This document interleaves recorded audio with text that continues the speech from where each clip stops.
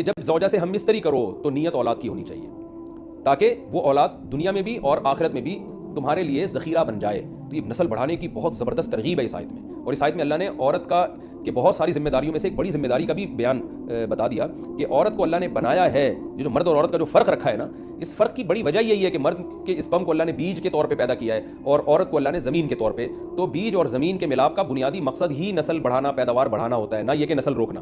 آج family planning والوں نے اس آیت کی دھجیاں اڑا دی ہیں اور جو پوری دنیا میں ایک بےہودہ قسم کی تحریک چل رہی ہے, یہ آیت بالکل اس کی نفی کر رہی ہے. اس لیے اللہ نے فرمایا اچھا اللہ نے اس کا بھی جواب دے دیا کہ جو فیملی پلاننگ والے کہتے ہیں نا نسل بڑھنے سے تمہارا نقصان ہوگا, خرچے بڑھ جائیں گے, تو اللہ فرماتا ہے قدموا لانفسکم, تمہارا فیوچر بن جائے گا, سنور جائے گا. کیونکہ اولاد پہ اتنی انویسٹمنٹ نہیں ہوتی جتنا اس کا آؤٹ پٹ ہوتا ہے. انپٹ کم ہے, آؤٹ پٹ زیادہ ہے.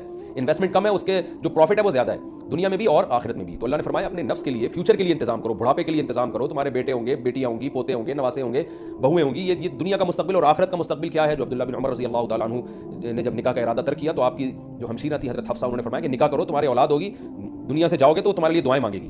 تو یہ آخرت کے لیے ذخیرہ ہے. تو اس لیے اللہ نے فرمایا کہ آخرت کے لیے ذخیرہ کرو. واتقوا اللہ, اور اللہ سے ڈرو. واعلموا انکم ملاقوہ, اور جان لو کہ تم نے ایک دن اللہ سے ملاقات کرنی ہے. تو جتنے حکام اللہ نے تمہیں اس آیت میں دیے ہیں ان تمام حکام کو تم نے فالو کرنا ہے. وبشر المؤمنین, اور ایمان والوں کو خوشخبری سنا دے.